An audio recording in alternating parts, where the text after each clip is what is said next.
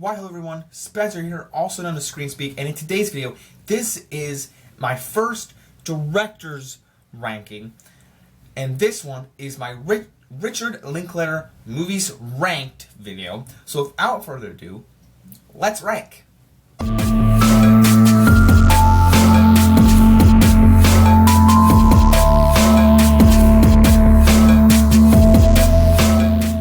Alright guys, so this is a newer video, so if you like this type of thing, make sure you hit that like button and stick around because I do plan on doing this thing more often, but I wanted to ease my toe in a little bit. And now this is a director that many people probably aren't familiar with, but I did want to share this one with you mainly because I had my pop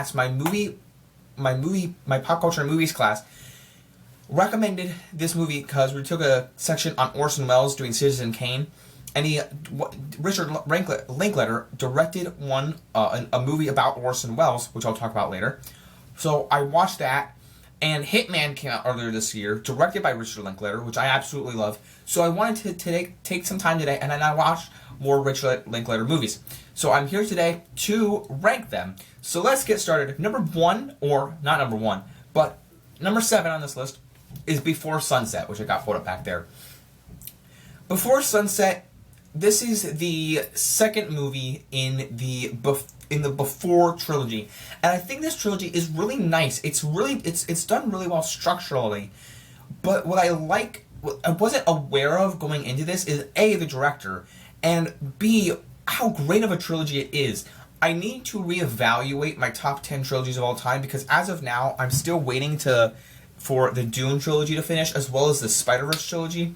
But this is a trilogy that's done super nicely, and for what it is, the reason I put this one at the bottom, because this is the second movie, I think it's done a little bit odd. And what I mean by that is I don't feel like it does anything bad in the trilogy, but the way it's an hour and 20 minutes, it's the shortest of the three, and it's also, the way it ends, it feels, I don't want to say abrupt, or just anticlimactic, because that's not how it feels. But I think where I'm going to go with this next one, or not the next one, but the third one, I think it's done brilliantly, which I want to talk about more when I come to that one.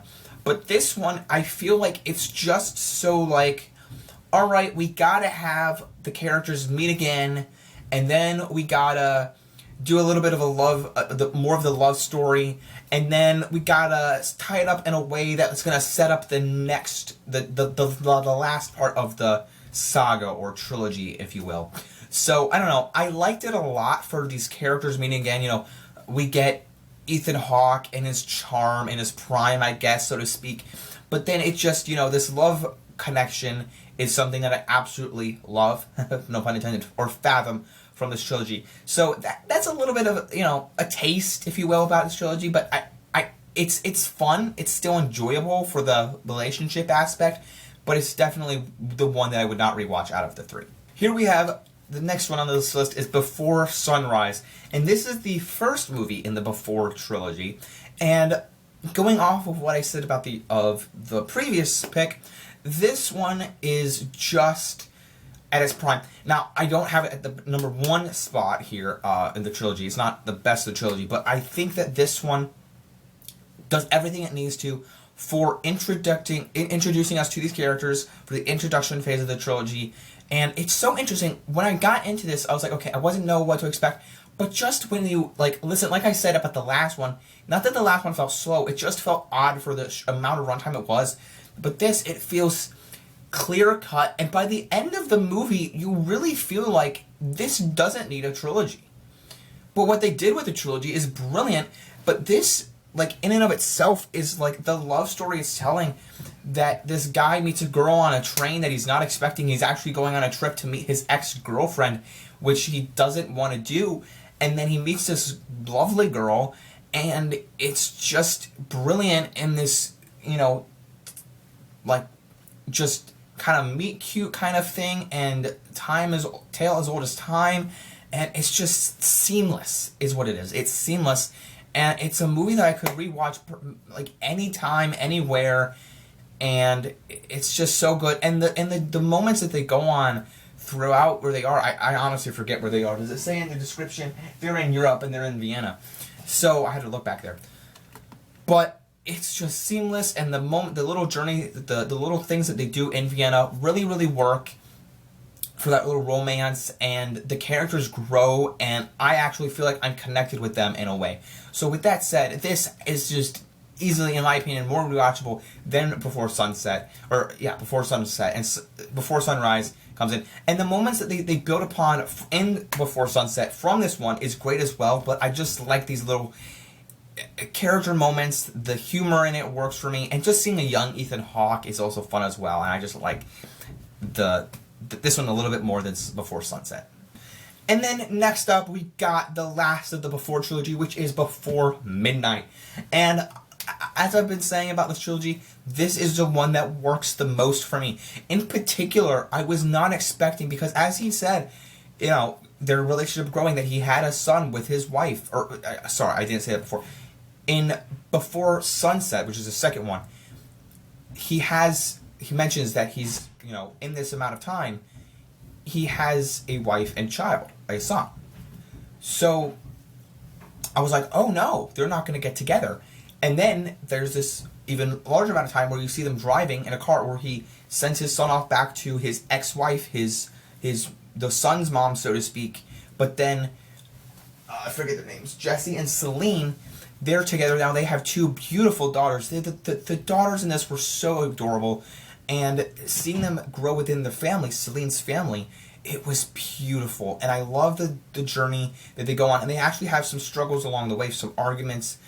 But it was beautiful. And I felt like this one really solidified their relationship, the culmination of that they came together, that they met from being on the train to here. And I felt like the trilogy had all come together, wrapped itself full circle within itself. So I really liked that quite a bit. And, you know, like I said, it's neck and neck between Sunrise and Midnight.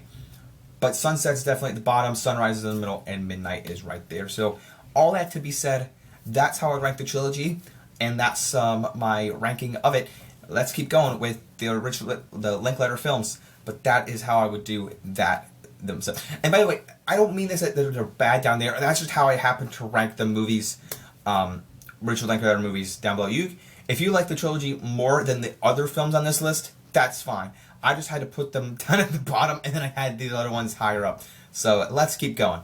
Next up, we have Me and Orson Welles. This is where I mentioned that I got this film recommended to me from my pop culture movies class, and this was, I'm so glad, because then I got, like, I wouldn't, if my teacher hadn't recommended this, he didn't show the trailer in class, he showed the trailer and I was like, oh, Richard Linklater, I gotta watch, it got me actually interested to watch more of his movies. I watched this one first, so I watched Dazed and Confused, then this one, but I like this movie.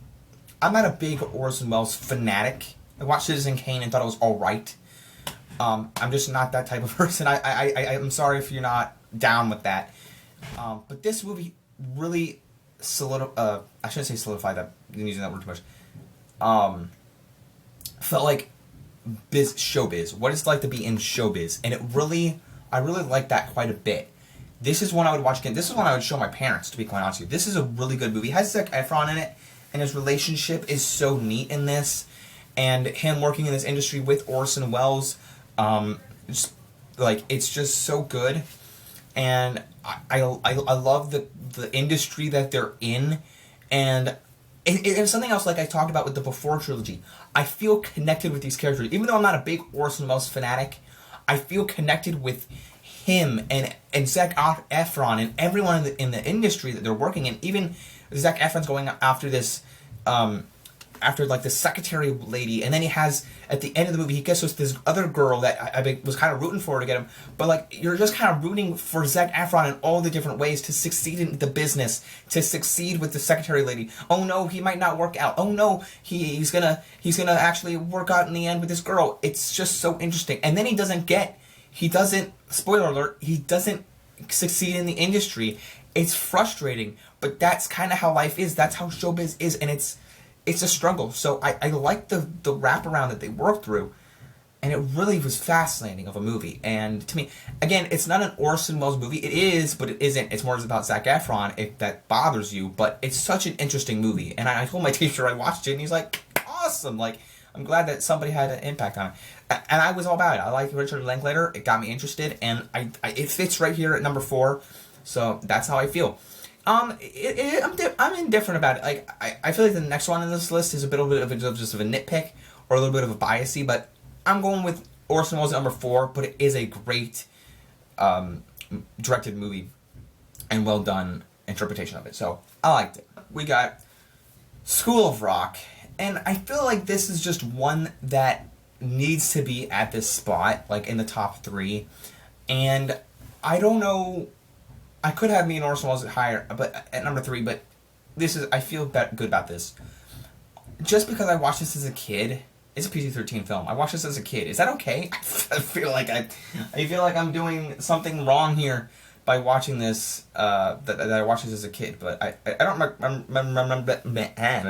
remember anything bad about it. But to be honest, I mean, continuing onward, I watched this as a kid, in school, and it's just a great topic. Like, music is important in life.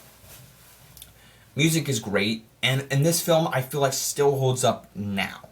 I haven't watched it pretty recently, but I remember lots of things about it, like clips, and Jack Black is just a riot to know. See, and I feel bad that people think now, like, in Borderlands, that movie was bad, but Borderlands, Minecraft's coming out, and I like him in Jumanji a lot, but there was another movie where people didn't like him in Mario, but I quite liked him in Mario as Jack Black, but people just go, Peaches suck, and I'm like, whatever.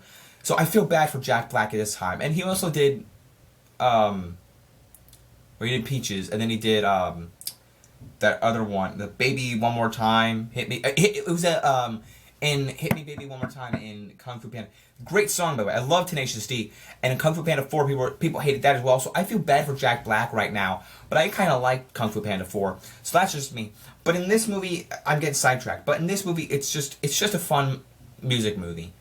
And him working with the kids is great. And seeing that I love that vibe. I like Jack Black in Goosebumps too, man. It's great. But this is just one of those movies that it's also timeless. It's timeless. It has good heart. Jack Black brings the humor, and it's music. And funny that it's Jack Black in music, because he also is, in Tenacious D and has the movie Tenacious D and the Pick of Destiny. So I feel like this is right up his alley to do this movie about music with kids. It's just so perfect. Everything about it. I should actually watch it again, but it's one of those movies that I was watching other things. I was trying to catch up on the ranking. I was trying to watch other movies in this so I could do this ranking. So with that said, School of Rock is number 3. Alright, number 2 is Dazed and Confused. Now this one was a hard one to rank, because I honestly love this movie so much, love the soundtrack, love the songs that they implemented in this film so much, that I was like, man, this is so good, I would have to put this at number 1. I don't know if this is his directorial debut. I have to look at the when this came out again. It came out in 1993. I can't remember if this was his first movie or not, but I'm so biased on what my number 1 is, guys, that I couldn't do this film dirty. I couldn't do the number 1 slot dirty. So it's gonna have to be like, I'm gonna have to watch this movie again some point later. I'm gonna have to watch this with my dad. If my dad hasn't seen this movie, I'm gonna have to watch it with him. This movie is so good. Love the soundtrack, and it's just chaotic enough. Or it takes place in a high school, in a college, or like a high school, like rape hazing and stuff. Where back in the day, like, none of this stuff could happen now, but it's so chaotic in what's happening that this middle school kid, and they're trying to get middle school kids in there, especially there's one, and he like has this girl, and it reminded me of when this middle school kid got back home, because it was like late at night and they were early in the morning. It reminded me of like Ferris Bueller's Day Off, and the mom was like, you better not do this again. Like, this kid just had the most best night ever with these high schoolers, and then this kid was like smiling, put his headphones on, and she's like, "Are you drunk?" And he's like, "No." And I'm just like laughing at this because I'm like, it totally like reminiscent of Ferris Bueller, and I'm like, this was awesome. Like, all the content in this movie was great. It could never probably get away with it now, but I'm like, this is awesome. Loved it a lot, and it's just such a rewatchable movie, in my opinion. I don't know if there's quotable lines from it, but just the cast, you got Matthew McConaughey. You got, who else you got? Nobody really is stand out, but there's characters that you relate to, that you can connect with. All of these movies have characters that you care about, that you can gravitate towards. And that's just something about Richard Linklater that he does so well, and I love it a lot. So, what do you know? Days of Confused is number 2, but that, it's not changing, but it doesn't mean that I don't love it a lot. Like, even though it's not number 2, I wish I could have put it at number 1. Like, it was like, I'm liking this so much, I feel like I want to put it at number 1, but it's not. I can't. So, let's get onwards to my number 1 pick. And my number 1 movie done by Richard Linklater, directed by, is Hitman. And this came out this year, and I was blown away. I had heard about this movie talked about by one of my favorite YouTubers, Sean Chandler. His YouTube, Sean Chandler Talks About, and he talked about it.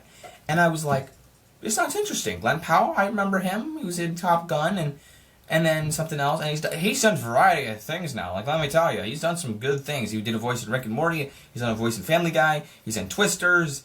He did Anyone But You, but that was okay. But, you know, he's done some good things. And he's got some... He was also in that movie Devotion, I think, with... he was in Glenn Powell and Jonathan Majors. So he's been in some good stuff. You know, and this was exceptional. This is my favorite Netflix movie. Beyond that, nay, my favorite streaming movie ever. It's so good. And I'm biased to that. And I'm like, just bragging about it, that it's so good. And I applaud Richard Linklater for everything he's done, you know. The Before trilogy is so good. Me and Orson Welles, so good. School of Rock, so good. Days of Confused, so good. But this is like no other movie I've ever seen before. And what I mean by that is it takes the Hitman concept and flips it on its head. And with Glenn Powell and this girl who was in, by the way, has Retta in it, and Adriana Arjona, who's the girl. I probably butchered that.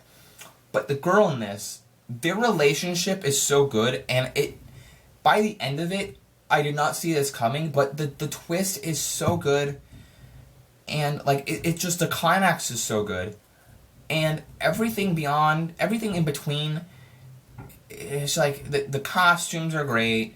Him as a character is great as the teacher, and him meeting his ex-wife, and like, so how do you, like, how's your life going, all this sort of stuff. And then, like I said, the ending with them getting together, with him and the girl getting together, but the way it happens is just crazy out of nowhere. At the same time, I loved it. When I watched it with my parents, it's like, it's so tense and anxiety level, but then the way the movie progresses is like, it's a really happy ending. And it's loosely based on a true story, but not the ending. So the ending is kind of made up for I think so. I think the ending is, but there's certain moments that don't happen in real life, but it's based on this guy, Gary Johnson, his life, and how things unfold. But beyond that, like I said, he's becoming a fake hitman, going out and pretending to be a hitman, and getting people's money. So I really like the movie. I really liked it. I think you guys should go watch it for yourself. But that's how I'd rank all the Richard Linklater movies. All 7, the 7 that I watched. There's also Boyhood, but I didn't watch that. So let me know if you think I should have included a movie on this list like Boyhood, or anything else by him. I don't think there was anything else in particular that I needed to put on this list, but that's my list of what I saw and how I ranked them. Be sure to follow me for more. Be sure to like the video. If you did enjoy it, don't forget to subscribe. I will be doing more of these director rankings in the future, so stay tuned for that. Don't forget to leave a like, subscribe, follow me. Follow me at Bubblehead Joy Master. Instagram links down below. Don't forget to like, subscribe, follow me. Don't forget to keep calm, watch the screen. Peace out, everyone. Bye.